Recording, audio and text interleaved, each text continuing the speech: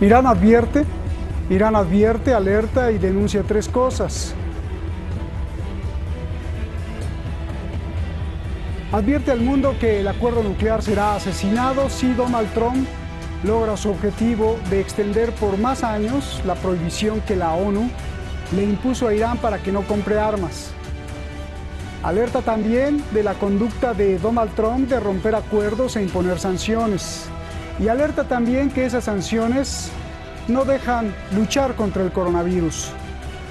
Soy Roberto de la Madrid y desde aquí, desde una de las zonas con más guerras en la historia de la humanidad, detrás de la razón.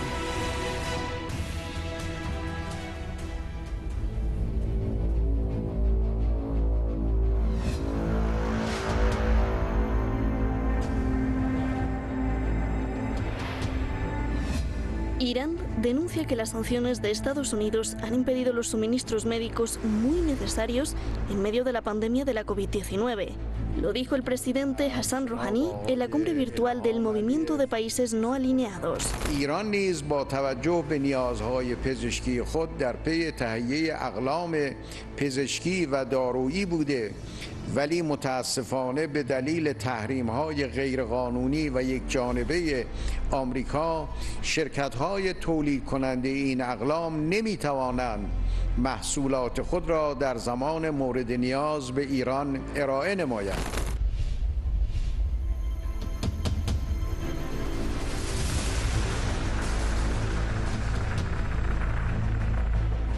Donald Trump quiere que Irán no compre armas. Irán tiene impuesto el castigo por la ONU hasta octubre de este año. Trump quiere que no expire y continúe el embargo. Irán reacciona y advierte del peligro que implica para el mundo el enfoque ilegal que ha adoptado Donald Trump hacia el acuerdo nuclear. Lo abandona, desafía la resolución 2231 de la ONU y ahora quiere rehusarlo para su conveniencia, afirma el gobierno iraní. خب پاسخ جمهوری اسلامی ایران به این اقدام و این حرکت پاسخ مقتضی و به نظر بنده قاطعی خواهد بود.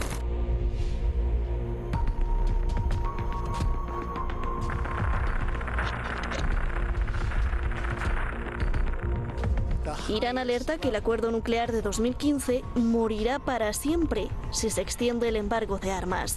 Es decir, si las potencias no respetan el levantamiento del embargo de armas estipulado en el acuerdo nuclear para este octubre, se acabó. No hay acuerdo. El gobierno iraní tacha de ilegales las sanciones de armas que Estados Unidos quiere continuar. Irán precisa que las sanciones son una herramienta de Washington para mantener su hegemonía en declive. El acuerdo nuclear morirá para siempre, eludiendo la resolución 2231 y la extensión ilegal del embargo de armas a Irán. El virus de sancionar es un instrumento de Estados Unidos para mantener su hegemonía en declive. Ali Shamkhani, secretario del Consejo Supremo de Seguridad Nacional de Irán. Donald Trump salió del pacto nuclear firmado por Barack Obama en 2015. Good morning. This is a good day because once again we're seeing what's possible with strong American diplomacy. Over the years, Iran moved closer and closer to having the ability to build a nuclear weapon. And as president, I decided that a strong, confident America could advance our national security by engaging directly with the Iranian government. Pese a que el acuerdo no había sido aprobado por el Congreso estadounidense, Donald Trump violó uno de los principios básicos del derecho civil e internacional, Pacta sunt servanda, que significa lo pactado, obligado.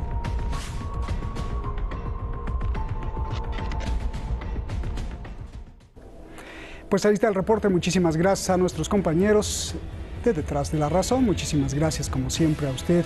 Siempre se lo estaré agradeciendo. Vamos directamente con nuestros invitados, que tenemos muchas preguntas allá en España. Con el confinamiento del coronavirus están Beatriz Lluvero, gran periodista, analista de todo lo que pasa en Oriente Medio, también con mucho conocimiento en el terrorismo y en las cuestiones que involucran la seguridad de los estados. Gracias, Beatriz, por estar aquí. Eduardo Luque, maestro, Usted conoce a Eduardo, analista político en Barcelona, siempre levantando ahí la espada del gladiador. Gracias a los dos.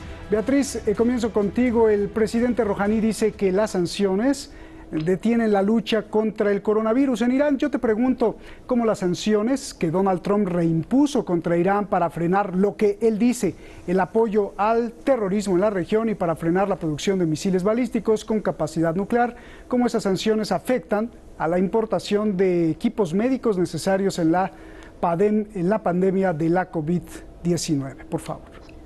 Efectivamente, bueno, hemos visto que realmente lo que suponen las sanciones impuestas por Estados Unidos a muchos países, entre ellos a Irán, que es el más afectado sin duda de todos ellos, es que no consigan llegar insumos médicos, no consigan llegar, por ejemplo, material como mascarillas, respiradores a este país, y por lo tanto sea muchísimo más difícil la lucha contra la pandemia. Pero no solo estamos hablando de material de fabricación, que realmente tampoco están fabricando mucho estadounidense, sino de otros terceros países que están realizando esos envíos de material y que obviamente a Irán no pueden llegar porque las empresas temen las sanciones de Estados Unidos. No obstante, hay que destacar que realmente Irán ha hecho un esfuerzo muy notable en esta lucha contra el COVID-19 y ha multiplicado por miles la producción nacional de, por ejemplo, respiradores. Es decir, estamos hablando de un país que tiene una circunstancia muy compleja a nivel comercial. En este aspecto también le afecta la cuestión sanitaria, pero que sin embargo está consiguiendo mejores resultados en la lucha contra el coronavirus debido a la propia producción y a que las empresas iraníes se han puesto las pilas que otros muchos países, por ejemplo aquí en Europa, que no tenemos en muchos lugares incluso material de prevención y de protección.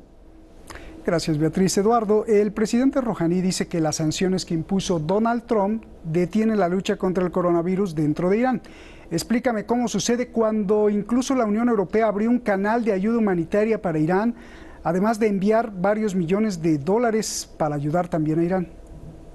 Fundamentalmente porque a través de las sanciones lo que se intenta es ampliar tanto el campo de las sanciones que no únicamente se refieren a sanciones de tipo de importación militar, sino cualquier elemento que represente una ayuda para el país puede ser perfectamente transformado en la lógica del presidente Trump en un elemento que puede ayudar al ejército iraní a reforzarse. Esto es una interpretación absolutamente perversa de lo que es la política de sanciones, que no solo se limitan a aspectos concretos, sino que al intentar ampliarse lo que hace es dificultar enormemente la vida de los países. Por ejemplo, en la época de la guerra con Irak, de Estados Unidos con Irak,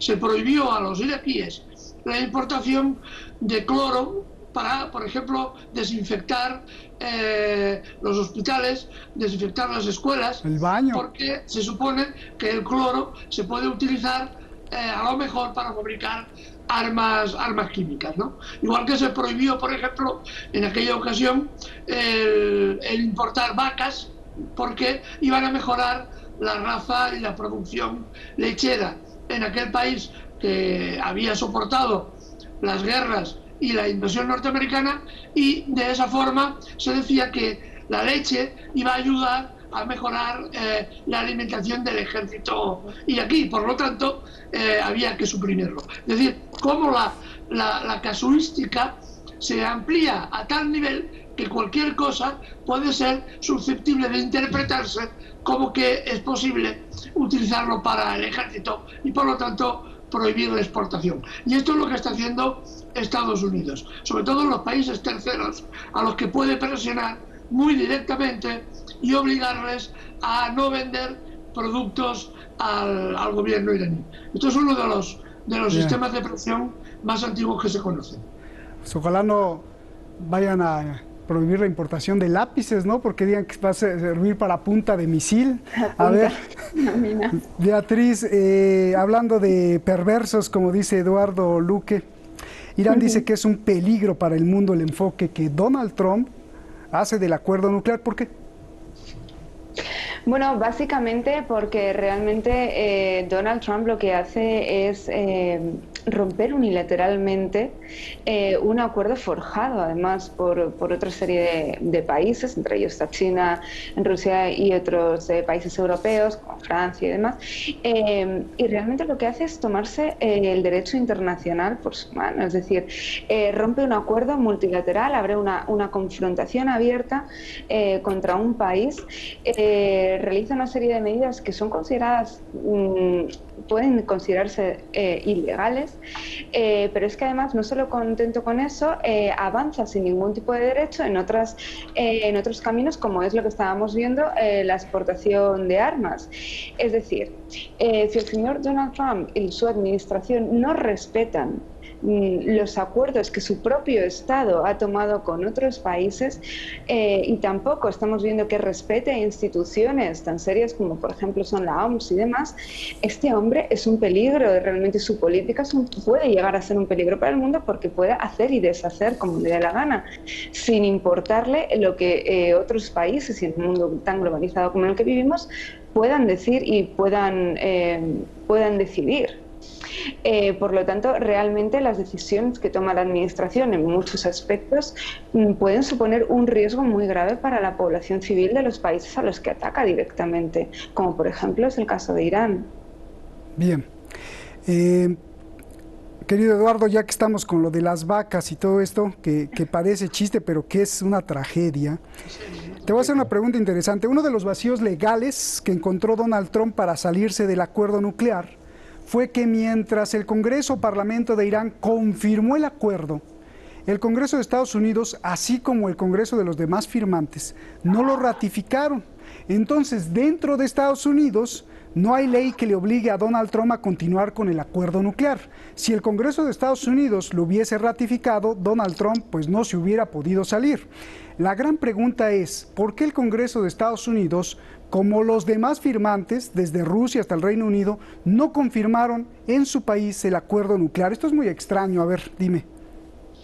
Es extraño y no lo es. A ver, hemos de pensar que se firmó al final del mandato del anterior presidente, del presidente Obama, muy ajustado de tiempo, y en ese sentido fue una de las excusas que se puso para la no ratificación por las cámaras legislativas, ¿no? Este fue uno de los métodos que se utilizaron, pero hay una perversión de fondo más, y es de que la política norteamericana, al margen de los presidentes, de quien haya estado en la presidencia, siempre ha tenido como enemigo al gobierno iraní y al pueblo iraní, fundamentalmente porque representaba un país importante dentro del Oriente Medio que ofrecía una fórmula para contrarrestar el poder de Israel.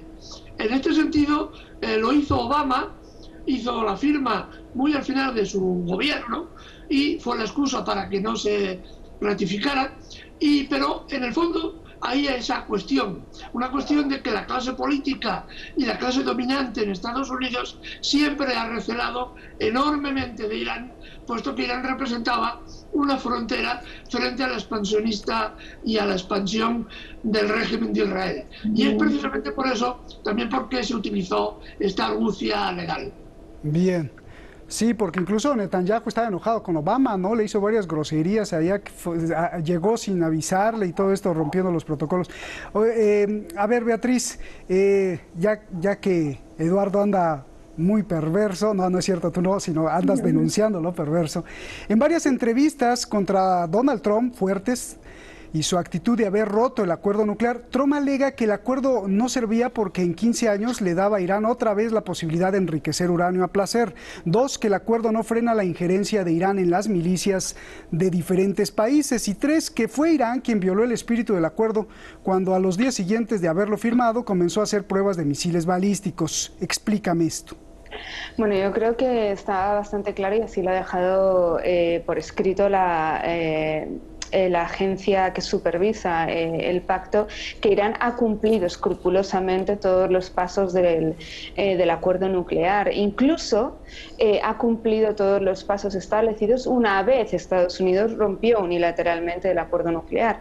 Y eso es algo a lo que Donald Trump no puede negar y de hecho así lo ratifica la agencia y así lo ratifican los países firmantes dentro del pacto. Por lo tanto, realmente lo que Donald Trump está buscando es una serie de excusas para de alguna forma justificar que ha roto posiblemente uno de los mayores logros que se han conseguido en las últimas décadas en lo que a derecho internacional y en lo que a acuerdos internacionales se refiere, como era este pacto firmado por una administración demócrata, la cual lideraba Barack Obama. Es decir, Donald Trump de alguna forma lo que tenía muy marcado desde el inicio de su llegada a la administración era esa hoja de ruta que va muy en línea con la hoja de ruta marcada por Israel, y de hecho estamos viendo como incluso dentro de su propia administración el lobby israelí es muy importante y realmente una vez más, y así lo seguirá haciendo y lo va a hacer con el embargo de armas y lo va a hacer con las sanciones, es de alguna forma justificar y buscar pretextos para pues bueno, mostrar al mundo el por qué rompió ese pacto nuclear, pero realmente es que no hay motivos para haberlo hecho. Bien, oye Beatriz, ahí para cerrar este punto, aunque en la ley local de Estados Unidos no haya nada que obligue a Donald Trump a respetar el acuerdo nuclear, sí hay en el derecho internacional este principio que citábamos de pacta sunt servanda, que significa lo pactado obligado, o sea, ya está, ¿no? Explícame, entonces, ¿que la ley de un país está por debajo de las leyes de la ONU y de los acuerdos internacionales o cómo es? Vamos a ver. Si tenemos a un presidente de una administración norteamericana que no respeta ni el derecho internacional, pero es que no respeta tampoco las instituciones, y lo hemos visto con, por ejemplo, ahora con la Organización Mundial de la Salud, lo hemos visto anteriormente con la guerra tan marcada que ha liderado contra la propia OTAN. Y por supuesto, Naciones Unidas es algo que a Donald Trump no le va a frenar. Es decir, creo que estamos ante una administración que funciona al margen de cualquier organismo supranacional y de cualquier institución global. Bien. Eduardo, Irán tiene prohibido por la ONU comprar armas. Trump quiere que continúe la prohibición. Irán advierte, si se extiende el embargo de armas, será el fin del acuerdo nuclear. Pregunta, ¿a qué se refiere Irán con la muerte del acuerdo nuclear y cuáles serán las consecuencias del acuerdo nuclear muerto? Desde mi punto de vista, el acuerdo nuclear ya está muerto.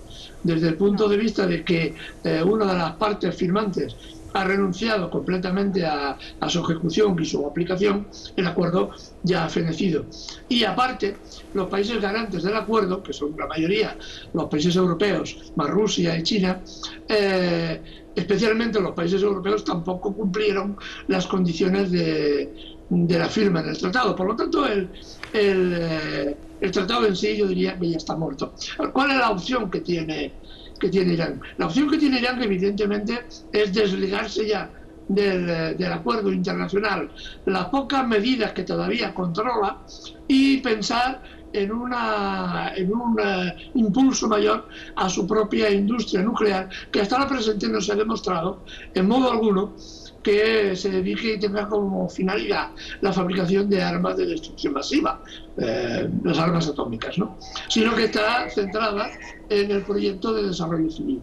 Pero por otro lado, por el lado del armamento, lo que es evidente es de que Irán tiene que echar mano a sus propios recursos, desarrollar, como está haciendo, una industria militar y satelital que tiene ya grandes éxitos, como los satélites que enviaron hace muy pocas semanas al espacio en una órbita media, y que desarrollar con los países amigos que estén dispuestos a vender armamento a pesar de las sanciones de Estados Unidos, como son Rusia y China fundamentalmente, ¿no? Porque esa es la vía que tiene en este momento Irán. Irán no ha sido atacado ni ha sido invadido porque el costo de hacerlo representa un costo insalvable e impagable para los Estados Unidos. Y porque Irán, evidentemente, tiene capacidad de resistencia y capacidad de devolver gran parte de los golpes que recibiera. Esto es una evidencia. Si Estados Unidos viera una debilidad grande en la capacidad militar de Irán, con toda seguridad habría intentado ya la destrucción del país. Bien, a ver, Beatriz, pues ya Eduardo lo mató, pero tú dices que no. A ver si nos da tiempo a la réplica, porque no, ya tienes una opositora, Eduardo. Tú lo andas viendo vivito y coleando, como se dice en México. ¿Por qué? Sí, yo creo que no podemos afirmar que el acuerdo nuclear esté muerto del todo. Es decir, mientras Solo haya poquito. una serie de un poquito, es decir, Irán está realizando un ejercicio de diplomacia, yo creo que es ejemplar de cara a todo el mundo. Es decir, tanto ha mantenido, después de la salida unilateral de Estados Unidos del pacto, ha mantenido el acuerdo y ha cumplido escrupulosamente hasta los últimos meses con lo pactado, y de hecho los países europeos siguen en ese acuerdo. Ahora el tema está hasta qué punto los países europeos, China y Rusia, se van a dejar arrastrar por la administración de Donald Trump. Yo sí que he visto un atisbo de esperanza cuando el 30 de marzo los funcionarios europeos anunciaron el INSTED y de alguna forma encontraron un resquicio para saltarse las sanciones y de hecho abrir la vía comercial hacia Irán, que han enfocado sobre todo hacia material sanitario, ¿no? Pero de alguna forma esto es una manera de decirle a Estados Unidos, no estamos de acuerdo contigo al 100%, y sin duda Europa, que en los últimos años ha mostrado un interés real en abrir esta vía comercial con Irán, tiene que dar un golpe sobre la mesa y mantener, sea como sea, ese acuerdo nuclear. Porque no podemos estar, Europa, el mundo no puede estar regido por una agenda de política exterior estadounidense.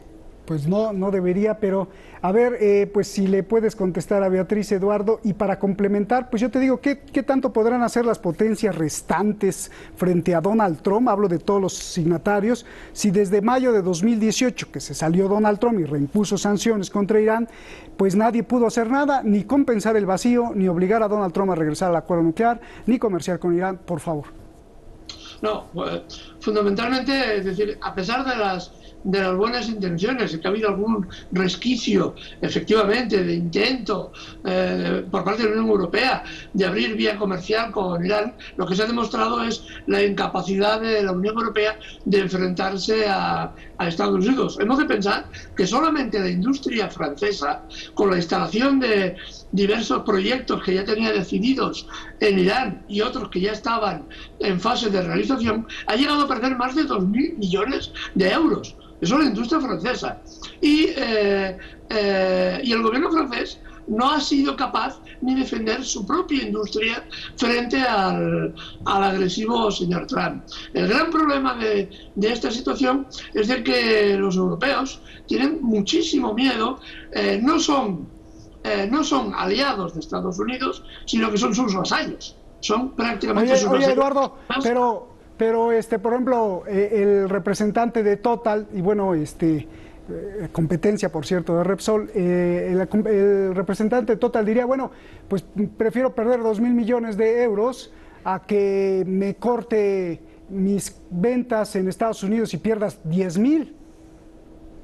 Sí, esta es la esencia también del planteamiento. Lo que ocurre es que el volumen, las cifras que se han perdido son un enorme problema para Francia, para Alemania y para incluso Reino Unido, que también tenía inversiones ya programadas en Irán también de un alto nivel. Este es el gran problema que tienen que plantearse las industrias cuando invierten en otros países que no pueden estar a expensas de lo que Washington ordene. Pero esto forma parte también de la incapacidad de los políticos europeos de presentar un frente unido y un frente opositor. Gracias, pues lo que resumes es que hay que tener pantalones, ¿no? Ser valientes. Gracias, Eduardo, un abrazo, Beatriz, gracias a los dos. Por cierto, cada vez que pasaba una ambulancia sentía que iba un enfermo de coronavirus, ¿verdad? Yo vivo al lado de un hospital, así que... Bien. Sí, me temo que... Gracias, abrazos, muchos saludos y cuídense, por favor.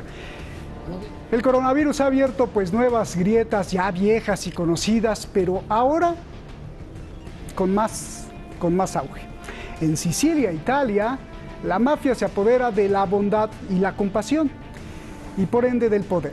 Ante la economía en picada, la falta de trabajo, la falta de dinero y la falta de alimentos, muchas mujeres, madres, familias están llamándole por teléfono sin saber o quizás sabiendo a los mafiosos. Alerta a la BBC y el mafioso llega y les da el alimento y los saca de apuros y les da de comer. Pero pues la mafia de Sicilia es muy inteligente, no lo hace porque son blancas palomas de la paz, sino para ir instaurando una alternativa de Estado, de un gobierno paralelo. Esto es viejo. Generar confianza entre la población y después, si me rascas la espalda, pues yo también te la rasco. Y si no, cuello. Esto es gravísimo porque no solo está pasando en Italia, quizá en su país ya esté pasando y desde hace tiempo. Alerta. Buenas noches.